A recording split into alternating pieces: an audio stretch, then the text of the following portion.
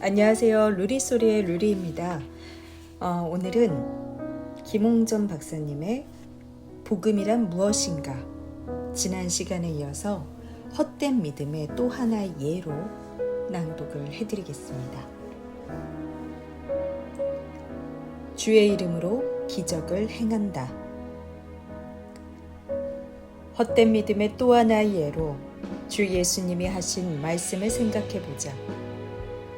그날에 많은 사람들이 나더러 이르되 주여 주여 우리가 주의 이름으로 선지자 노릇하며 주의 이름으로 귀신을 쫓아내며 주의 이름으로 많은 권능을 행치 아니하였나이까 하리니.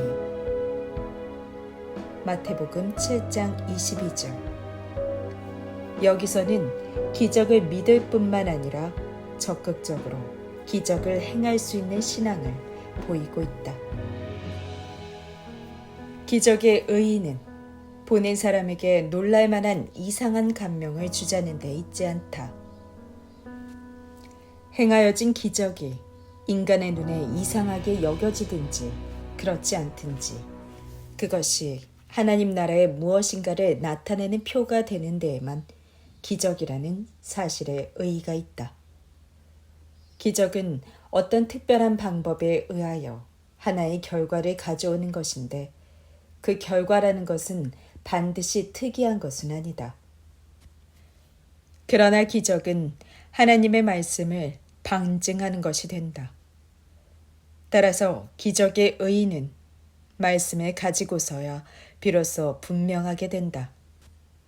그날에, 즉 주님의 심판대 앞에 서는 그날에 많은 신자들은 주님께 향하여 주여 주여 우리가 주의 이름으로 선지자 노릇하지 아니하였습니까?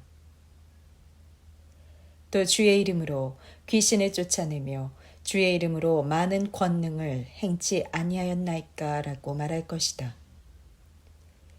귀신을 쫓아내는 일은 분명히 놀랄만한 일이다. 물론 그것은 귀신의 머리인 사탄의 힘을 빌어서 되는 일은 아니다. 사탄이 어찌 사탄을 쫓아낼 수 있느냐?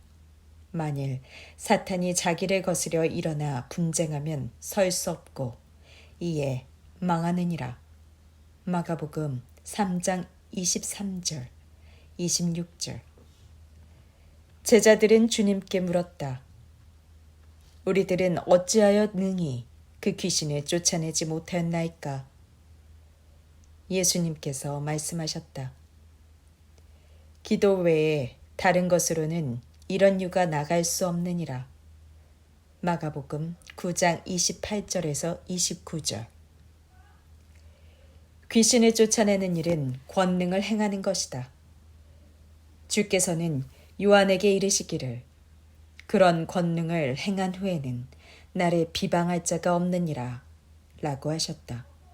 마가복음 9장 38절에서 39절. 일찍이 여러 종류의 많은 사람들이 예수님 앞에 나와서 그 기적으로 말미암은 은혜를 받기 원하였다. 예컨대 가버나움의 한 백부장, 베다니의 나사로의 자매, 수로보닉의 여인, 회당장 야이로, 그 외에도 많은 사람들이 예수께 나와 기적을 구하였다. 예수님은 그 많은 사람들의 간구에 응하셨다. 뿐만 아니라 주님은 스스로 기적을 행하려는 자에게 주께 간구하면 능력이 나타남을 가르치셨다. 이렇게 간구하는 바가 이루어지기 위하여서는 그렇게 기도하는 자에게 믿음이 있어야 한다. 믿음으로 하지 아니하고 의심하는 자는 무엇이든지 주께 얻기를 생각하지 말 것이다. 오직 믿고 구하는 것은 다 받으리라 하시니라. 믿는 자들에게는 이런 표적이 따르리니 곧 저희가 내 이름으로 귀신을 쫓아내며 새 방언을 말하며 뱀을 집으로 무슨 독을 마실지라도 해를 받지 아니하며 병든 사람에게 손을 얹은즉 나으리라 하시더라. 마가복음 16장 17절에서 18절. 이와 같이 기적을 행하려면 그 사람에게 강한 믿음이 있지 아니하면 아니 된다.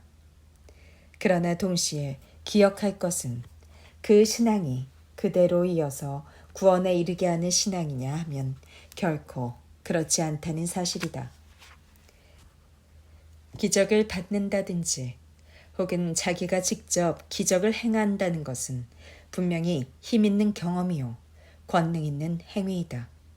그것은 또 구원에 이르는 신앙에 있어서도 의미가 없는 것은 아니다. 이미 구원받은 자들이 이기적인 은혜를 맛본다는 것은 결코 희귀한 일은 아니다.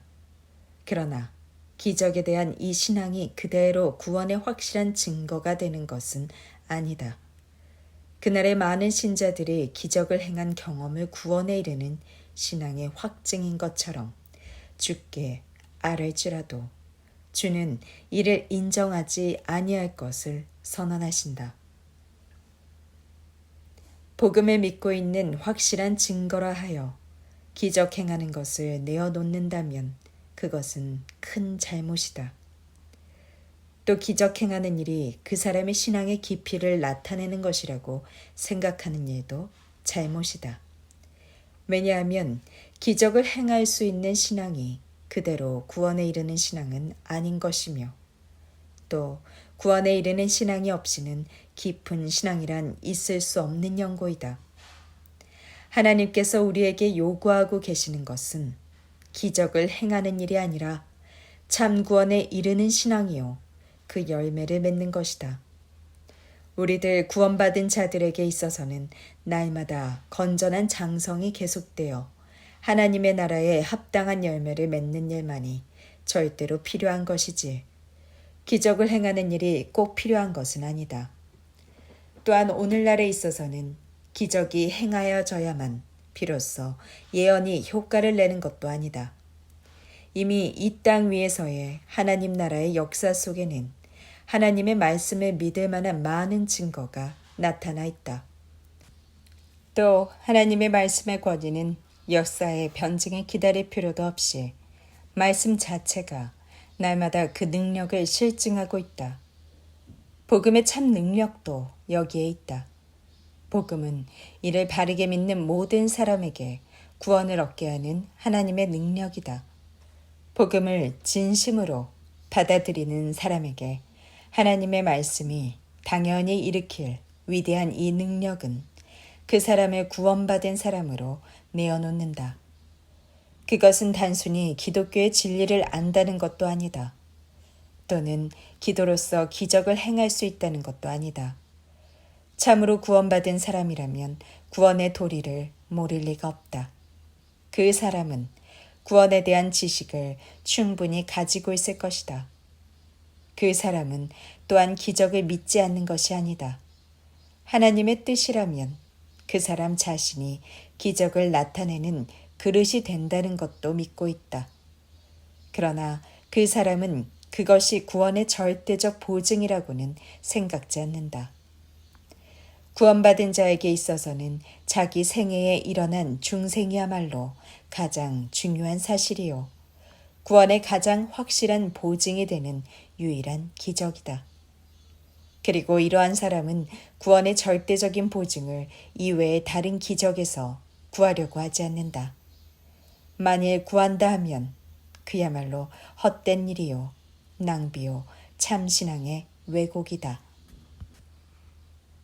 주의 이름으로 권능을 행한다. 주께서는 많은 사람이 주의 심판대 앞에 서서 자기의 구원의 증거로서 주여, 주여, 주의 이름으로 많은 권능을 행치 아니하였나이까. 마태복음 7장 22절 하리라고 말씀하셨다. 구원의 확증이 많은 권능을 행함인 것 같이 생각하고 그것을 주 앞에 고하여 인정을 받으려 하는 것이다. 이러한 사람이 많다고 하셨다. 그러나 주님은 이러한 사람들에게도 불법을 행하는 자들아 하시며 내게서 떠나가라고 말씀하신다. 주의 이름으로 행하는 많은 권능의 일을 주께서 싫어하심은 아니다. 여기서 나타내신 뜻은 전술한 바와 같이 주의 심판날에 주의 심판대 앞에 서서 의지해야 할 것은 무엇인가를 말한다. 이런 사람들은 대체 무엇을 의지하고 있는가? 저들이 의지하고 있는 것은 저들이 행하였다고 하는 그 권능 있는 날들이 아닌가? 그런 것들이 사람을 천국으로 이끌어준다고 생각하고라도 있는 것일까? 혹은 그 일들이 그날 주의 공평과 정의의 심판대 앞에서 자기들을 보호해주며 넉넉히 보증해주고 또 그들의 결핍과 부족과 더러움을 덮어주리라고도 생각하고 있는 것일까? 혹은 그것들로 말미암아 어려움 없이 천국에 들어갈 수 있으리라고 생각하고 있는 것일까? 혹은 그 권능 있는 일들이야말로 이미 구원받은 자가 그 구원의 보증으로 내어놓을 수 있는 저 하늘에 계신 내 아버지의 뜻을 행한 것이라고도 생각하고 있는 것인가? 주님은 여기서 이런 모든 생각이 크게 그릇되었다는 것을 말씀하고 계신다. 참 신앙, 즉 헛되이 아니한 신앙이 믿는 사람의 마음과 생활에 아무런 변화도 일으키지 않는다는 것이 아니다. 그러나 그 변화는 반드시 권능 있는 일을 행한다는 것은 아니다. 아니, 차라리 여기서는 그 변화가 곧 권능 있는 일을 행하는 것은 아니다라고까지 보이고 있다. 권능 있는 일이란 그것이 평범하고 무력한 것이 아닌 점은 명백하다. 거기에는 어떤 힘이 분명히 나타나 있다. 그런데 그것이 주님의 이름으로 행하여진 것이라면 그 권능을 위해서 내려주신 것이 분명하다. 구한 그것을 주시리라고 믿는 믿음이다. 권능 있는 일은 이런 종류의 믿음의 기도에 의해서 행하여진다. 그러나 이것을 구원에 이르는 믿음이라고 할 수는 없다. 구원에 이르는 믿음에 의하여 권능 있는 일을 할 수 없다는 말이 아니라 오직 권능 있는 일이 반드시 구원의 신앙으로부터만 생겨나는 것은 아니라는 의미이다. 구원에 이르는 신앙 이외에 어떤 종류의 믿음에 의하여 어떤 권능 있는 일이 행하여졌다면 비록 그 일이 기독교계에서 가치 있는 위대한 일처럼 보일지라도 하나님 나라에서는 무의미하고 무가치한 일에 불과하다. 사람의 사업에 가치와 의의를 주시는 분은 하나님이시지 사람은 아니다. 우리들도 또한 하나님의 표준과 척도로서 사물을 평가해야 한다. 여러 가지 많은 일을 한다는 것이 인생에 있어서 가장 중요한 것이라고 생각하는 습관이 우리들에게 있다면 반성해야 할 것이다. 인간성의 상실. 인생에서 가장 중요한 일은 무엇인가? 어떤 사람들은 생각하기를 위대한 일을 하는 것이라고 한다. 또 어떤 사람들은 어떤 능력 있는 일을 계속적으로 행하는 일이라고 생각한다. 능력 있는 일을 계속 행하고 또 의의 있는 일을 한다는 것은 확실히 중요한 일이다. 그러나 일하는 것이 인생에게 가장 중요한 일이라고 생각하고 그 일을 계속하는 동안 어느덧 그 일에 쫓겨 압도당하여 결국은 그 일의 노예가 되고 인간이라는 것까지도 상실하고 만다. 그렇게 되면 인생에게 남는 것은 과연 무엇인가? 오늘날의 대도시에 눈을 돌려보자. 거기에는 대도시가 자라가는 메커니즘이 있다. 이 메커니즘이 도시 문명의 혜택을 받고 생활하는 사람들을 차차로 도회라고 불리우는 큰 기계의 부속품에 지나지 못하는 것으로 만들어간다. 대도시의 러시아워의 노상이나 전차, 버스에 넘쳐흐르는 군중의 움직임은 바로 큰 바다 물결을 방불케 한다. 이 군중 속에 휩쓸려 다니는 사람 하나하나는 일개 인간으로서의 존엄성을 갖는 일이라든지 자유를 행사할 틈도 없이 그저 거대한 파도 속에 휘몰리는 한 분자에 불과한 것이 되고 만다. 이는 우리들이 때때로 보기도 하며 경험하는 바이다. 사람은 기계를 만든다. 그리고 그것들을 이용하기 위하여 노력하고 자기 자신을 그 기계에 적응시킨다. 이렇게 하고 있는 동안에 어느덧 그 사람은 기계적으로 변해가고 결국은 큰 기계의 부속품과 같이 되어버린다. 기독교계에 있어서 이루어지는 많은 사업에도 이러한 현상을 볼 수 있다. 그리스도의 목적과 가르침을 위하여 봉사한다고 말하면서 그 봉사자가 인간이라는 것을 점점 잊어버리고 그 대신에 기계로 등장하게 된다. 이러한 인간성의 상실은 중대한 문제다. 하나님의 형상을 따라 창조된 인간은 처음 범죄와 타락에 의하여 하나님의 영광의 자태를 거의 잃어버렸다. 그렇다고는 하지만 그래도 희미하게나마 하나님의 형상이 남아있다. 그러나 그 희미하게나마 남아있는 하나님의 형상이 현대 문명의 메커니즘의 흐름 속에서 차차 그 모습을 상실하여 가고 있다. 주 예수님은 친히 최초의 영광을 잃어버린 인간의 모양을 취하시고 이 세상에 내려오셨다. 그리고 인간의 죄를 지시고 십자가에 달려 죽으시고 장사 지낸 바 되셨다. 그러나 죽음에서 부활하신 때에는 하나님의 영광을 상실한 인간의 형상이 아니라 풍성한 영광의 빛난 이상적인 인간성을 가지시고 부활하신 것이다. 부활하신 예수님의 모습이야말로 주 예수 그리스도를 참으로 믿는 자가 입어야 하는 이상적 인간상이다.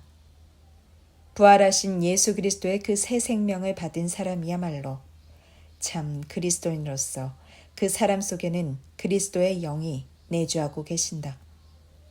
그러므로 참 그리스도인은 부활하신 그리스도가 그 사람을 통하여 자신을 세상에 나타내시고 쓰시는 그릇이다. 참 그리스도인의 생활은 부활하신 예수님을 나타냄에 따라 의의가 깊어져 간다.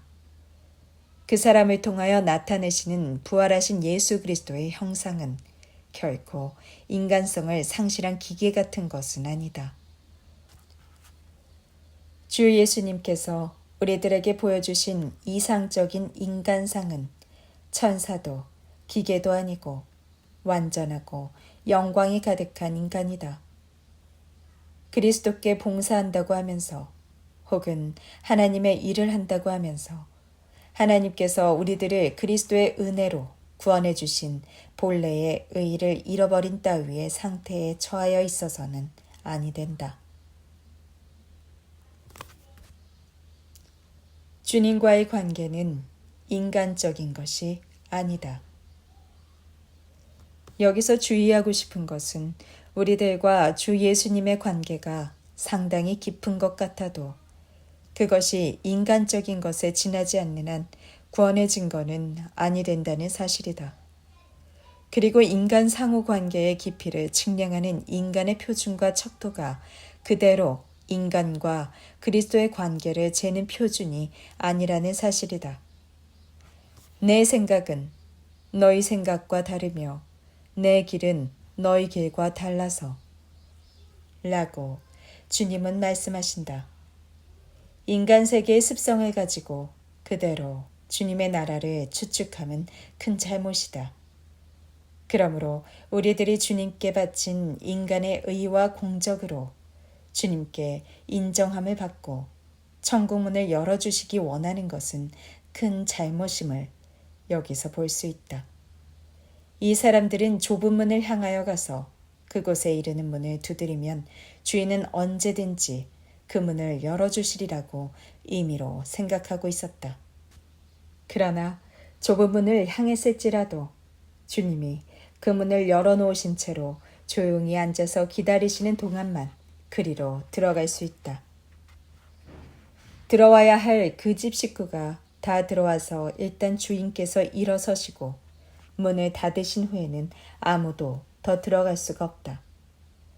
사람이 어떠한 어려움을 겪고 이 좁은 문까지 당도하였다 할지라도 문이 닫혀진 후로는 다시 열 수 있다는 보증은 없다. 좁은 문으로 들어오는 것을 환영하는 때가 언제까지 계속되는 것은 아니다. 우리는 주님의 인도하심에 따라 그의 계획에 순종하는 것만이 주의 은총 가운데로 들어가는 것이고, 인간 스스로의 생각에 의하여 천국에 들어가려 하는 것은 큰 잘못임을 알아야 한다. 주님은 이 사람들을 행악하는 자라고 말씀하셨다. 인간적인 견지에서 보면 이 사람들은 외견상 특별히 악한 일을 한 것 같지 않다. 그러나 이들은 그들의 생각과 생활을 주님께서 보실 때 그것들이 어떻게 판단될는지도 생각지 않고서 오직 자기류의 계획만으로 구원의 경지에 도달할 것으로 여겨 마지막 날에 이르러서도 역시 자기 생각대로 문을 열어주시기를 바랬다. 그들이 주 앞에서 행악하였다함은 이런 것을 말한다. 주님의 나라에 들어가는 조건이 무엇인가를 그들은 모른다. 그들은 다만 자기식의 종교적 감정과 열정에 의하여 많은 노력과 희생을 지불하고 어려운 길을 일생 동안 걸어온 것이다. 그들의 완고와 무지와 방황이 그들을 이러한 비참한 결과에 이르게 한 것이다. 그들은 자기들이 아브라함의 자손임을 자랑하다. 주님은 너희가 어디로서 왔는지 나는 알지 못하노라고 말씀하신다. 아브라함과 그의 아들 이삭과 그의 손자 야곱과 그의 자손들 중 선지자들은 모든 천국에 들어가 있다. 그러나 아브라함의 자손이라고 자부하는 이 사람들은 천국에 들어가지 못하고 밖에 버리움을 받는 것이다. 이 일은 예수 그리스도에게는 붙어 있지 않고 단지 교파나 교회의 소속 문제에만 급급해하는 어리석은 사람들에 대한 엄한 경고가 되는 것이다. 여기서 또 한 가지 깨달아야 할 것은 참 구원에 이르기 위하여서는 그리스도에 대한 바른 지식을 가지지 아니하면 아니 된다는 사실이다. 누가복음 13장 26절에 묘사된 사람들은 집주인에 대한 지식이 결핍되어 있었던 것은 아니다. 다만 그것이 바르지 못했던 것뿐이었다. 그리스도의 이름을 부르고 교회에 들어온 사람이므로 그리스도에 대한 지식이 없을 수 없다. 그리스도 때문에 인생의 좁은 길을 간다고 하는 사람들도 역시 그러하다. 그러나 그들의 그리스도에 대한 지식이 바른 것인지 그렇지 아니한 것인지가 문제이다.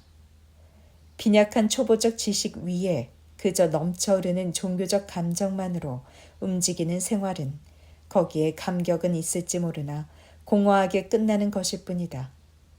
어떤 사람들은 교회의 전통이라든지 특정적인 종교나 사회 풍습에 의한 편견에서 벗어나지 못하는 경우도 있는데 그런 것도 또한 무서운 일이다. 이러한 사람들은 완고한 성격으로 일평생을 지내는 위험에 빠져 있다. 완고야말로 사신 우상에게 절하는 죄와 같다. 참구원에 이르는 신앙은 먼저 하나님의 말씀에 대한 바른 지식을 필요로 한다. 믿음은 들음에서 나며 들음은 그리스도의 말씀으로 말미암았느니라. 로마서 10장 17절. 그 지식은 계시된 하나님 말씀 전체에 대한 종합적 지식이 아닐지라도 구원에 이르는 최소한도의 지식이 아니면 아니 된다. 첫째로 필요한 것은 복음에 제시된 대로 바르게 받아들인다는 것이다. 즉, 먼저 신자에게는 구주님에 대한 바른 생각을 줄 만한 정도의 지식이 절대로 필요하다. 그리고 그리스도에 대한 이해가 풍부해지고 깊어지면 그럴수록 그 사람의 신앙은 풍부해진다. 그러므로 바른 지식이 결핍된 신앙은 구원의 신앙이 아니다. 그것은 헛된 믿음이다. 참으로 구원에 이르는 길을 모르고 종교적 정서 생활에서 정신상 위안과 쾌락을 구하면서 일생을 보낸다. 그러나 그가 신앙생활을 위하여 어떠한 물질적 희생을 지불하였다 할지라도 마음속 깊이 단단한 바위처럼 굳어져 있는 자기의 정신적 쾌락과 위안을 얻으려 하는 생각이 부서지지 않는 한 그의 마음에는 하나님의 말씀이 깊이 뿌리를 박을 수가 없다. 그리고 그는 구원에 이르는 신앙을 가질 수가 없다. 지난 시간에 이어서 오늘도 헛된 믿음의 예에 대해서 낭독을 해드렸습니다.